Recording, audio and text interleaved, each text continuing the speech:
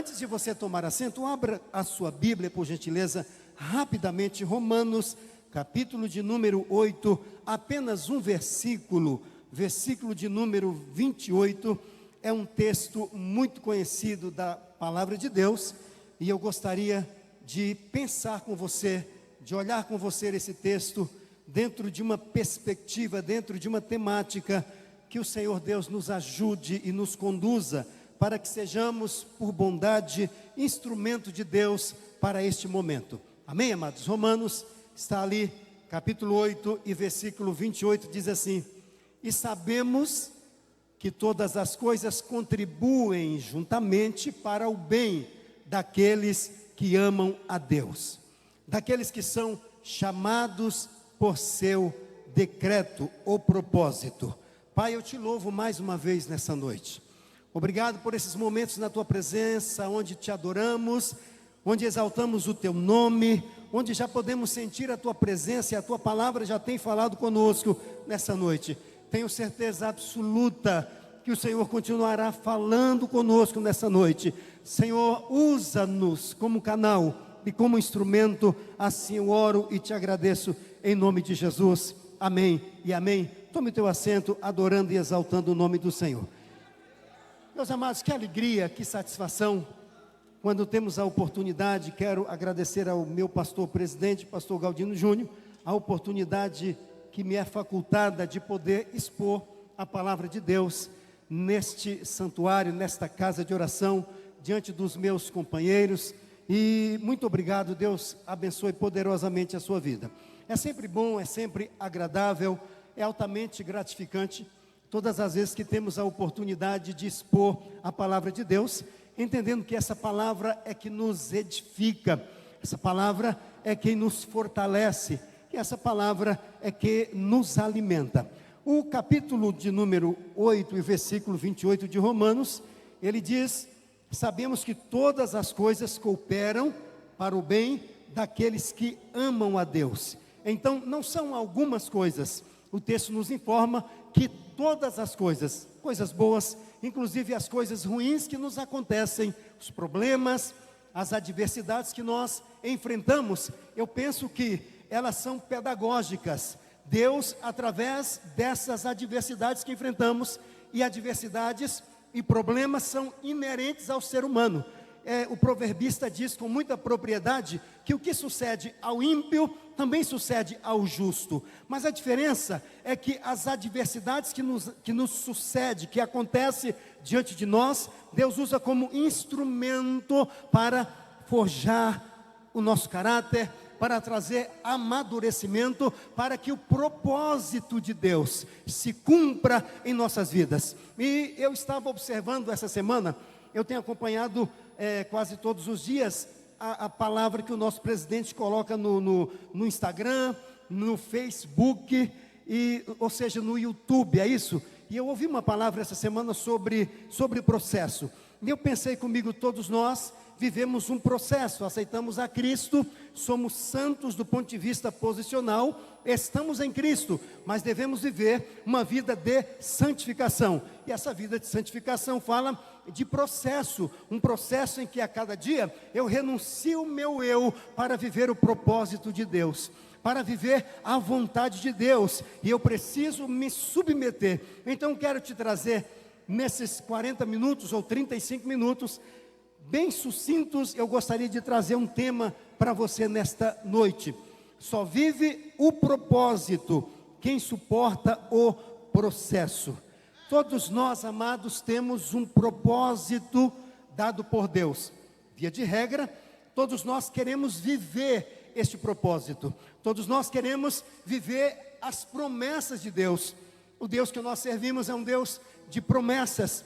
E o que me chama a atenção nesse Deus é que Ele promete e Ele cumpre a sua promessa quando nós nos submetemos, quando nós obedecemos a sua palavra, quando nós nos colocamos no lugar da bênção e ficamos firmes no tempo exato, no tempo certo. Ele não vem adiantado e nem atrasado.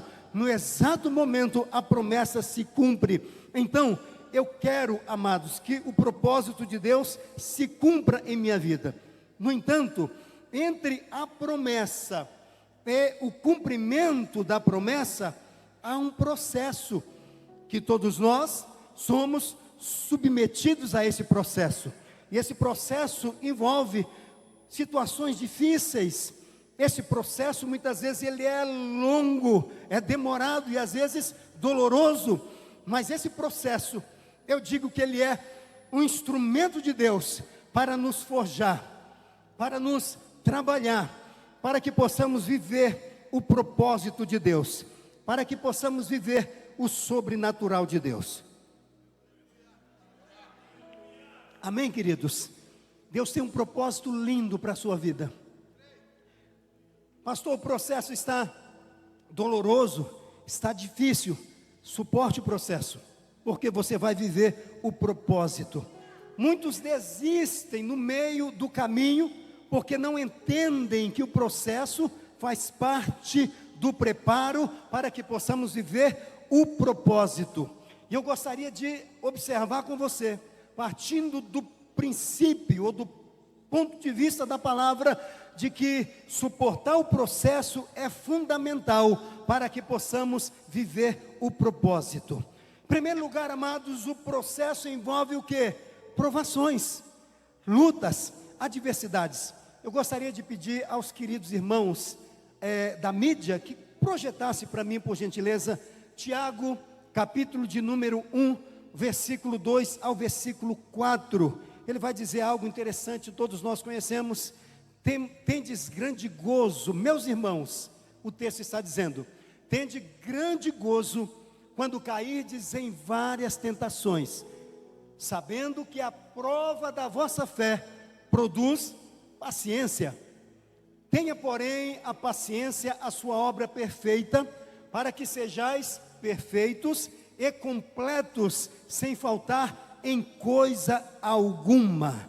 Queridos, tende grande gozo. Eu acho isso aqui paradoxal. Você ter alegria em passar por lutas, você ter alegria em passar por dificuldades, por situações adversas, parece paradoxal, foge da lógica humana. Mas o cristão se alegra na luta, o cristão se alegra na adversidade, porque ele sabe que na sua luta, na sua adversidade, há um propósito de Deus, aleluia, há um objetivo. Eu entendo, e você também, que Deus, Ele é um ser intencional. Tudo que Deus faz é intencional. Deus é um Deus de propósito. Você está aqui essa noite por um propósito de Deus. Você está numa caminhada por um propósito de Deus. O processo pode ser doloroso, o processo pode ser difícil. Você pode estar dizendo: Senhor, está difícil, eu não estou aguentando. Mas eu vim dizer para você e profetizar sobre a sua vida: fique firme nesse processo, porque você vai viver o propósito de Deus para a sua vida. Só quem pode, levante a sua mão e adore o nome dEle.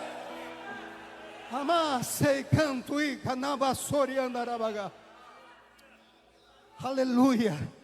Quantos de nós que estamos aqui, que pastoreamos, que estamos na frente da obra de Deus, enfrentamos momentos difíceis, desafiadores, que chegamos a dizer: Senhor, será que eu vou conseguir? Mas o Senhor nos chama para viver esse processo, para que possamos chegar ao propósito. Eu gostaria de ver alguns exemplos bíblicos nessa noite. O que não dizer de José? O capítulo 37 do livro de Gênesis vai dizer que Jacó habitou na terra das peregrinações de seu pai, em Canaã. A Bíblia vai dizer que José, ele habitava com os filhos de Zilpa e os filhos de Bila, mulheres de seu pai. Ele estava junto com seus irmãos, mas o texto diz, do capítulo 37, que José, ele trazia uma má fama dos seus irmãos. Ou seja, os seus irmãos não eram fáceis, mas José era temente a Deus, José era obediente aos seus pais. O texto vai dizer que José era o queridinho do seu pai.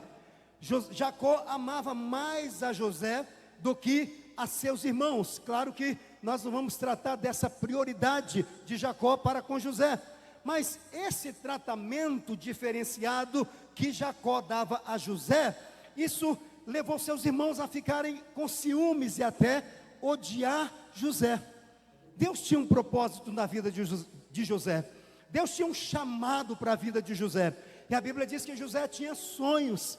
E o interessante é observar que esses sonhos de José já apontavam para o propósito de Deus para a vida de José.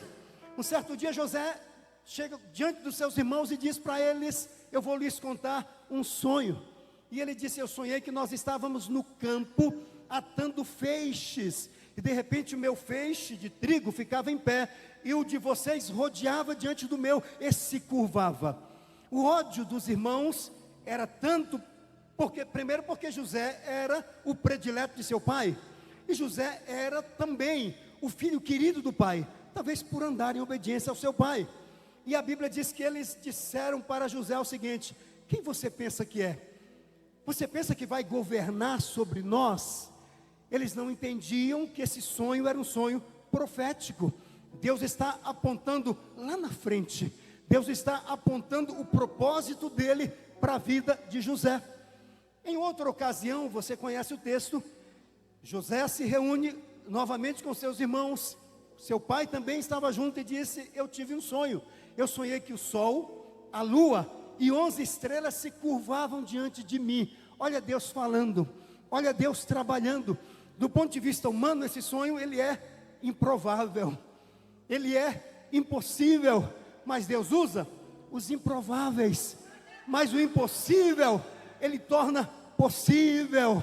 Aquela situação lá no seu campo que você está vendo, e está olhando e dizendo: eu não vejo probabilidade, eu não vejo uma saída, é impossível. O Deus do impossível é quem te capacita. O Deus do impossível é quem te dá sabedoria. O Deus do impossível é quem te dá destino. O Deus do impossível é quem te dá inteligência. Não tem lógica. Os irmãos, o pai e a sua mãe diz para ele o seguinte: que sonho é esse? Será que eu e a sua mãe e os seus irmãos vamos nos curvar diante de você? Os irmãos ficaram chateados. Mas a Bíblia diz, amados, que Jacó, ele guardava isso no seu coração. Os irmãos talvez ficavam pensando: quem é esse moço? Quem ele pensa que é? Ele não é nada. Mas a última palavra para a vida de José vinha de Deus. O tempo passa, o ódio dos irmãos ficam mais acirrados em relação a José, e eles planejam tirar a vida de José. José começa a viver o processo, e nesse processo José vai ser forjado, nesse processo José vai ser trabalhado, porque lá na frente Deus ia usar José para preservar a nação de Israel. Lá na frente Deus ia usar José para algo extraordinário. Bendito seja o nome do Senhor. O que você está vivendo hoje, o que nós vivemos hoje de processo, fiquemos tranquilos e descansemos no Senhor, porque Ele está trabalhando para que possamos viver o propósito de Deus para as nossas vidas. Bendito seja o nome do Senhor dos Exércitos. Um belo dia está indo José ao encontro dos seus irmãos. Os irmãos avistam José de longe e diz: lá vem o sonhador Mor. Esse cara sonha muito. Se você sonha, não pare de sonhar. Não frustre os teus sonhos. Eu estou sonhando que o meu campo vai avançar. Eu estou com uma meta estabelecida esse ano de 100 almas, 200 almas, 1000 almas. Sonhe, porque o Deus que realiza sonhos, Ele vai te capacitar e vai te dar vitória. Pastor, estou com sonho de estabelecer uma igreja para 1000 pessoas. Pode sonhar, querido. José não via probabilidade alguma. Como? Todos vão se curvar diante de mim. Mas eles não entendem no momento. E de repente está chegando José. Seus irmãos estão cheios de ódios, estão dizendo: vamos acabar com ele, vamos destruir, vamos ver o que será dos sonhos dele. quando ele se aproxima, eles se programam dizendo: vamos matá-lo. Mas Rúben intercedeu. Depois Judá intercede. Eu não vou detalhar a história. E eles acabam jogando José na cisterna, jogando José em um poço, dizendo: vamos destruir o sonho dele, vamos ver o que será do sonho dele. Talvez alguém esteja criticando você pelo seu sonho, pela sua visão. Talvez alguém está dizendo: ele não vai conseguir. Mas eu vim essa noite profetizar, companheiro, sobre a sua vida. O Senhor que te levou a sonhar é que te dá sabedoria para viver esse sonho. Oh, aleluia! Mas alguém intercede por ele. Ele não fica na cova, ou seja, na cisterna. Ele não fica no poço, porque ele não foi chamado para ficar no poço. O poço é um processo, e ele precisa suportar esse processo. E às vezes o processo, ele é doloroso, ele é demorado, ele é difícil. Mas Deus quer que você persevere nesse processo, porque Ele vai transformar em bênção, aleluia, todas as lutas que você está passando.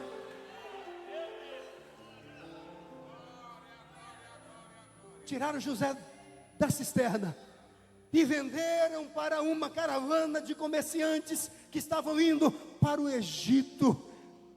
José chega no Egito, é comprado por Potifar, chefe da guarda real. Você conhece a história. Mas, amados, mesmo vivendo o processo, suportando o processo, sendo desprezado, alguém tentando destruir aquilo que ele sonhava, José tinha a presença de Deus. Mesmo na prova, mesmo na luta, mesmo no processo, não pode nos faltar a presença de Deus, não pode nos faltar a unção do Espírito Santo. Aonde José chegava, alguém dizia: Deus é na vida deste homem. José tinha 17 anos de idade, mas ele tinha um coração voltado para Deus, mesmo sem entender. Alguém pode dizer: mas era imaturo, falava demais, contava os seus sonhos. De fato, precisamos ser prudentes, saber com quem você partilha, saber com quem você compartilha algo, saber com quem você abre o coração. Principalmente nós que estamos na obra do Senhor, essa é fundamental. Eu digo sempre: abra o seu coração com quem você tem nível de intimidade, com quem é maduro, com quem te compreende, com quem vai orar por você, com quem vai celebrar com você. Talvez José fosse até ingênuo nessa parte, mas José tinha a presença de Deus. Imagine, você conhece a história, José na casa de Potifar. Na casa de Potifar, Potifar olha para José e percebe: ele tem algo diferente. Quem anda na direção de Deus, quem tem a unção de Deus sobre a sua vida, ele tem um brilho diferente. As pessoas olham para você e vê o brilho de Cristo. A presença de Deus, onde você chega, invade o ambiente. José na casa de Potifar, Potifar percebe que mesmo José vivendo esse processo difícil, sai da cisterna, ou seja, é caluniado, é desprezado pelos seus irmãos, vai para o poço, sai do poço, vai para o mercado de escravos, agora está na casa de Potifar. Potifar percebe a presença de Deus na vida de José e diz: vou colocar ele sobre a minha casa, vou colocar ele no governo da minha casa. E a Bíblia diz que tudo que Potifar tinha começa a prosperar. Sabe por quê, queridos? Não é sobre mim, não é sobre você, é sobre a presença de Deus na sua vida. Aonde você colocar a planta dos seus pés. Lembra de Josué? Josué está diante de um desafio. Moisés havia falecido, está diante de Josué agora a responsabilidade de conduzir este povo à terra de Canaã, de distribuir as terras para as tribos de Israel. E o Senhor fala com ele: olha, fique firme, tenha bom ânimo, todo lugar que você colocar a planta do teu pé, vou-lo tenho dado, assim como eu disse a Moisés. Ele vai dizer no versículo 5 do capítulo 1: ninguém se susterá diante de você. Medita de dia, medita de noite no livro desta lei, porque só assim você fará prosperar o seu caminho. E Josué acreditou. Ele recebe uma injeção de vitamina B12 de Deus. Ele recebe uma injeção de motivação de Deus. Ei, fique tranquilo. A responsabilidade é grande, mas eu estou com você. Eu estou no controle. Eu sou Deus que estou sobre a sua vida. Queridos, o mesmo Espírito que ressuscitou Jesus dos mortos está dentro da minha vida, está dentro da sua vida, e Ele te capacita, Ele te renova, Ele te dá discernimento, Ele te fortalece. A Bíblia diz que Deus não nos deu um espírito de temor, 2 Timóteo capítulo 1 versículo 7, mas um espírito de amor, de força e de moderação. Se levante na força do Espírito Santo, porque aonde você está, a presença de Deus está com você, e vidas vão se render aos pés do Senhor.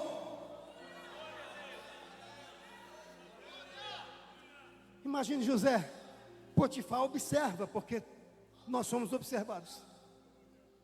A tua atitude, os nossos gestos, a forma com que lidamos com a obra de Deus. O ímpio lá fora observa. E Potifar olha para José e diz: esse rapaz tem algo diferente. Esse rapaz tem a presença de Deus. Não é sobre José, é sobre a presença de Deus na vida dele. Oh, aleluia! Você tem a presença de Deus sobre a sua vida. Aleluia! Mas novamente José vai viver um outro processo tão doloroso, tão difícil. Ele é caluniado pela esposa de Potifar, e a história você conhece. E da casa de Potifar, José vai para a prisão. Mas ali na prisão, o carcereiro olha para José e diz: tem algo diferente na vida de José. A presença de Deus está sobre a vida deste homem. Ele só está vivendo o processo. Ele não vislumbrou ainda o que vem lá na frente. Ele está vivendo o processo. E talvez eu fique só em José hoje. O tempo já está esgotando aqui. Naquela prisão, o carcereiro entrega nas mãos de José aquela chave e diz: tome conta de tudo aí, eu não quero saber de nada. Você tem a presença de Deus na vida, você tem algo diferente. Aleluia. Nós temos a presença de Deus. Dentro daquela prisão, José interpreta o sonho do copeiro e do padeiro, e assim como ele interpreta, a Bíblia diz que acontece, amados, porque ele está na direção de Deus. O copeiro tem a sua função restaurada, o padeiro foi enforcado, mas antes que ele saísse daquela prisão, José também, ele é oportunista, ele aproveita as oportunidades. Ele diz: olha, quando estiver diante de Faraó, fale de mim. Talvez José ainda esteja um tanto ressentido. Eu estou aqui, mas eu não fiz nada para estar aqui. Sabe aquele momento que nós somos injustiçados, que a Bíblia diz em Mateus capítulo 44, capítulo 5, perdão, versículo 12, salvo engano: alegrai-vos, ou seja, bem-aventurados sois vós, quando vos injuriarem, e mentindo disserem todo mal contra vós por minha causa. Alegrai-vos e exultais, porque é grande o vosso galardão nos céus. José, mesmo sendo caluniado, ele está sendo firme no processo. Ele está dizendo para aquele copeiro: olha, eu nada fiz para estar aqui, eu estou aqui por inveja, eu estou aqui porque alguém teve ódio talvez das minhas atitudes. Mas amados, José vai entender lá na frente, depois do processo, que Deus estava no controle. Amar quem nos ama é muito fácil. Bendizer quem nos maldiz é muito fácil.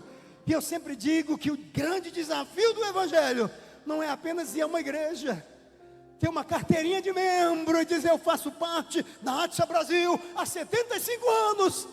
Isso é interessante, a nossa igreja é uma bênção e nós amamos, mas para além de vir à ATSA Brasil há 10 anos, 5 anos, 20, 30, O grande desafio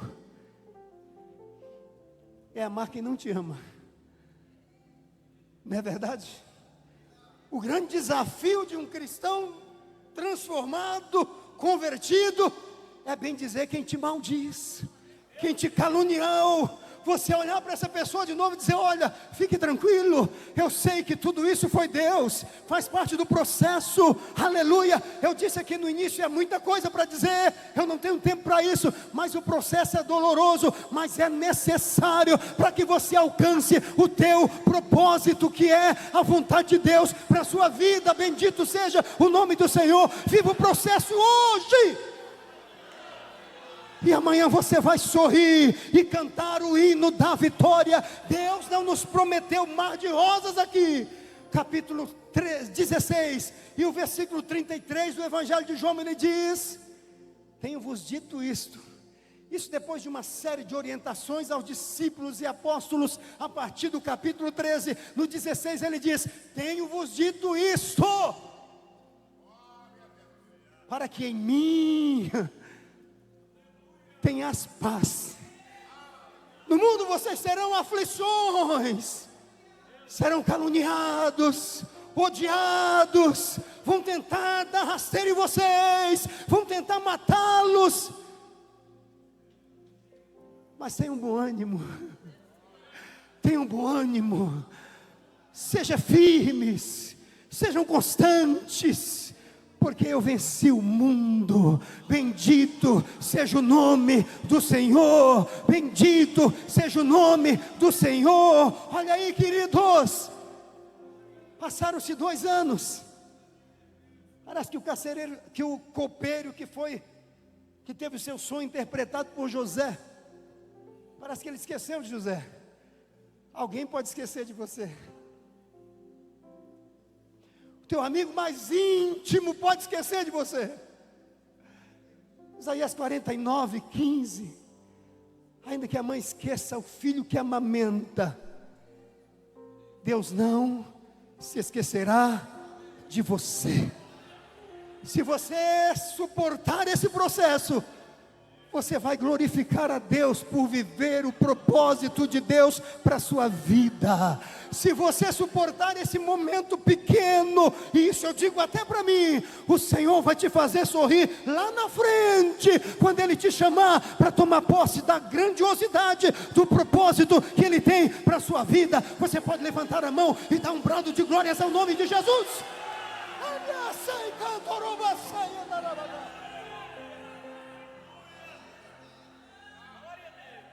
Estou falando meio que em tese, não tem como definir ou detalhar a história, mas de lá daquela prisão, que José tinha o comando, porque tinha a presença de Deus. Passaram-se 2 anos, aniversário de Faraó, você conhece a história. José é lembrado pelo copeiro que ele havia interpretado o sonho, porque Deus faz no tempo certo. Talvez aquele momento não era o momento de acabar o processo. Deus ainda precisava tratar algo no coração de José. Deus ainda precisava tratar e forjar algo no caráter de José, para que tudo acontecesse. Da cisterna ao palácio de Faraó, como primeiro-ministro, porque suportou o processo. A minha palavra para a sua vida essa noite, com muito temor e tremor, suporte o processo para viver o propósito de Deus para a sua vida. Bendito seja o nome do Senhor.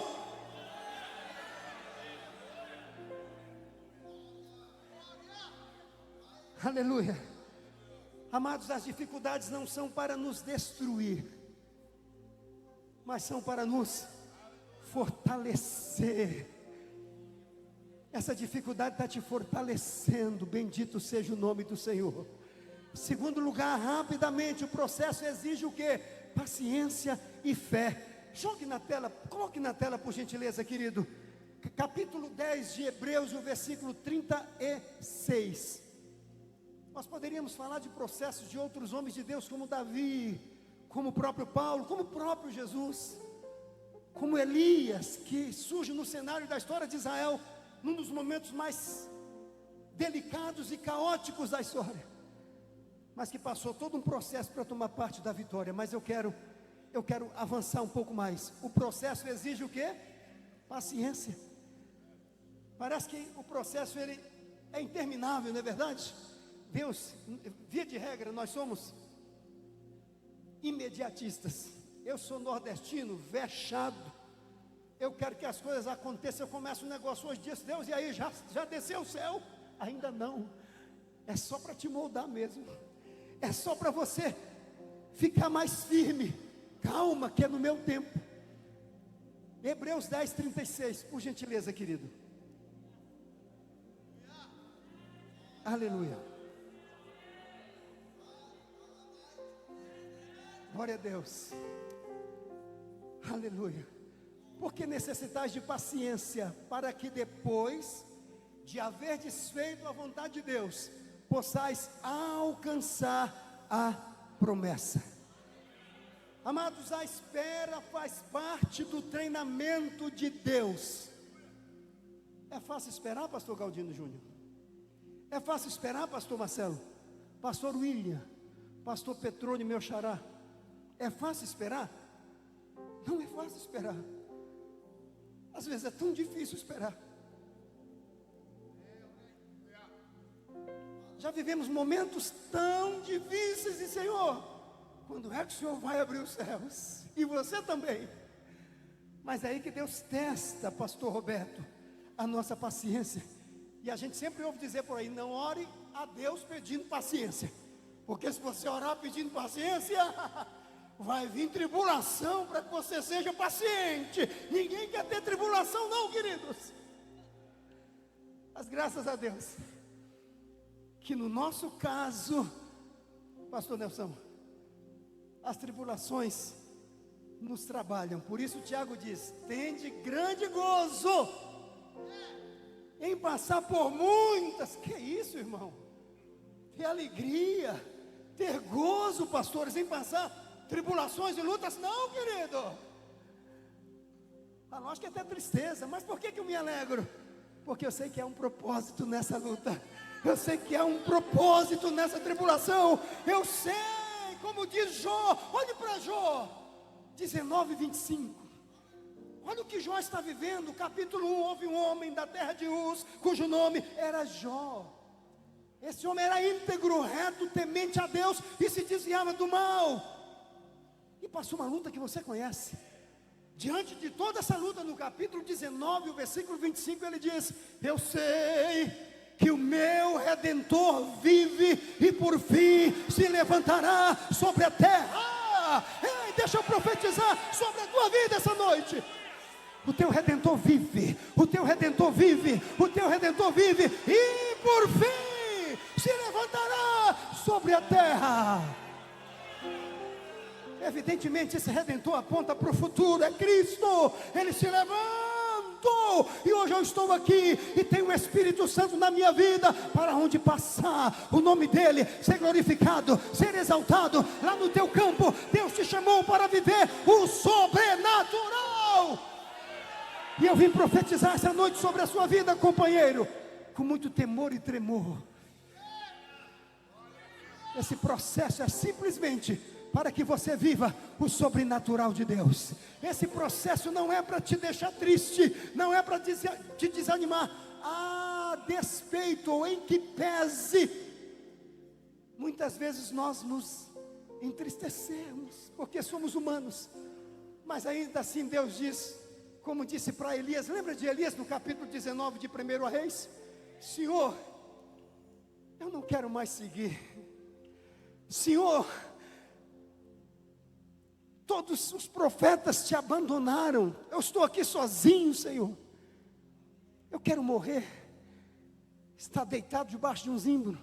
Deus é tão bondoso que na tua prova, no momento que você quer desistir de tudo, no momento que você diz, eu não aguento mais, eu não consigo mais, o anjo chega diante de Elias e toca nele e diz, ei, levanta aí, tem um pãozinho fresco aqui, olha, sobre as pedras. Ei, levanta aí, guri, tem uma água fria para você aqui. A Bíblia diz que ele se levanta, come, bebe. E ele está tão desanimado, tão cansado, E só Deus sabe a tua luta lá no seu campo de trabalho. Só Deus sabe as tuas agruras lá no seu campo. Mas Ele é tão bondoso. O anjo novamente, depois ele comeu e dormiu, e o anjo de novo tocou. Sabe o que isso quer dizer? Ele não desiste de você, não. Ele se preocupa não com os mínimos detalhes, não. Ele se preocupa com todos os detalhes da sua vida. Ele está preocupado como está o seu coração, como está a sua vida, como está a sua vida espiritual, como está a sua casa. Ei, o Deus que te chamou, te capacitou para esta obra, é Ele que te sustenta.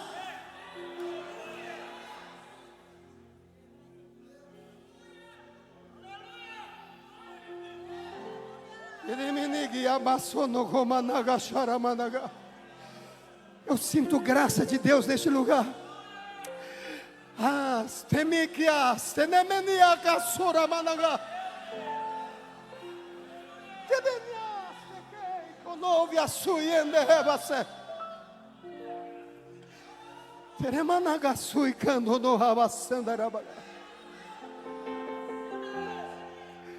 Come e bebe hoje, porque a caminhada é grande, e é Ele que te sustenta, e é Ele que te fortalece. Eu dizia aqui na quinta-feira que eu tenho sido impactado pelas palavras que são liberadas sobre esse altar. Eu tenho recebido para mim, eu digo: Senhor, obrigado. Eu disse aqui na quinta-feira que eu entrei um dia aqui para conversar com o nosso presidente. O coração só Deus sabe como estava, e ele olhou para mim com aquele sorriso e disse: ei, Deus é contigo. Aquilo me deu um ânimo, aquilo me renovou. Não estou falando isso só porque ele está aqui, não. Eu cheguei e disse para minha esposa: eu vim renovado, só com uma palavra. Ele diz: ei, Deus é contigo. O que é que você quer mais da vida? Eu voltei para casa e disse: arregacei as mangas, vai desse jeito, vai ter que ir. Se Deus está comigo, vai. Se Deus está contigo, vai.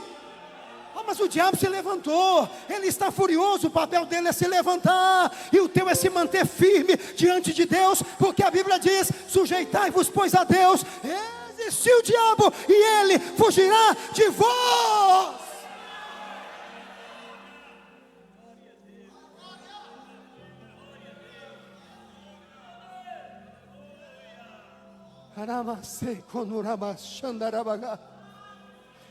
Então, queridos, o processo exige paciência.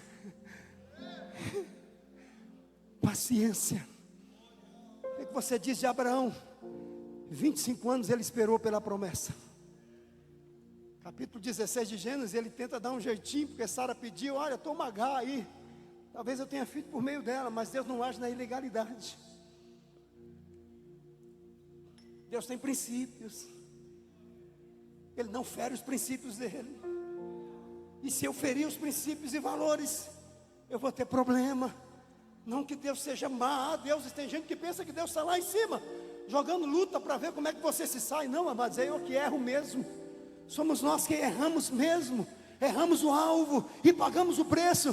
Mas o bom de tudo isso é que quando nós nos curvamos diante dele e nos humilhamos, ele diz: ei, eu estou aqui de novo, eu estou restaurando de novo, eu estou te usando outra vez, eu estou te levantando outra vez, porque ele é o Deus que perdoa. Fique de pé, por gentileza.